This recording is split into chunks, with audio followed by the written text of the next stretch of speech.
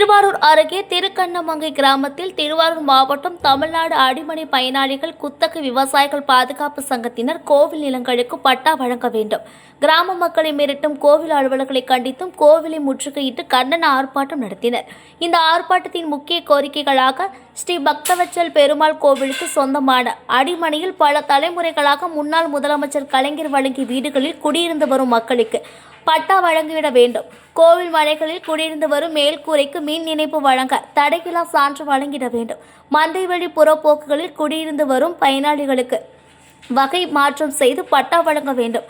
கோவில் நிலத்தில் சாகுபடி செய்யும் விவசாயிகளிடம் 1/4 பங்கு வீதம் தொகை வசூலிக்க வேண்டும் உள்ளிட்ட கோரிக்கைகளை வலியுறுத்தியும் அறநிலைத்துறை பெயரை சொல்லி கோவில் அலுவலர்கள் குடியிருந்து வரும் வீடுகளை மிரட்டி பணம் வசூலிப்பதை கண்டித்தும் வசூல் செய்யும் பணத்திற்கு ரசீது வழங்காததை கண்டித்தும் கிராம மக்களை மிரட்டும் கோவில் அலுவலை இடைமாற்றம் செய்ய வலியுறுத்தியும் கோவிலை முற்றுகையிட்டு கண்டன ஆர்ப்பாட்டம் நடத்தினர். இந்த கண்டன ஆர்ப்பாட்டமானது அடிமனை பயனாளிகள் குத்தகை விவசாயிகள் பாதுகாப்பு சங்கத்தின் ஒன்றிய செயலாளர் தனுஷ்கோடி தலைமையில் மாநில பொருளாளர் எஸ் துரைராஜ், மாவட்ட தலைவர் தமிழ்செல்வி, மாவட்ட செயலாளர் ஜி துரைராஜ், விவசாய சங்க மாவட்ட தலைவர் தம்புசாமி, ஒன்றிய செயலாளர் செந்தில் உட்பட திருக்கண்ணமங்கை கிராம மக்கள் ஏராளமானோர் கலந்து கொண்டனர்.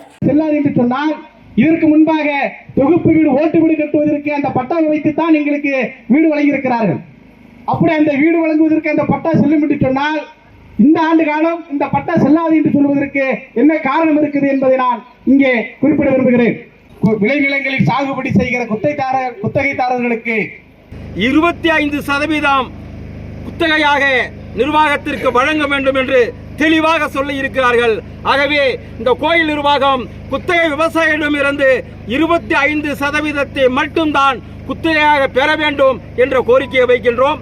அதே போல கோயில் நிர்வாகத்துக்கு தரக்கூடிய எந்த பணத்திற்கும் ரசீது வழங்குவது இல்லை என்ற குற்றச்சாட்டு இருக்கிறது. இது மிகப்பெரிய ஒரு மோசடியான குற்றச்சாட்டு.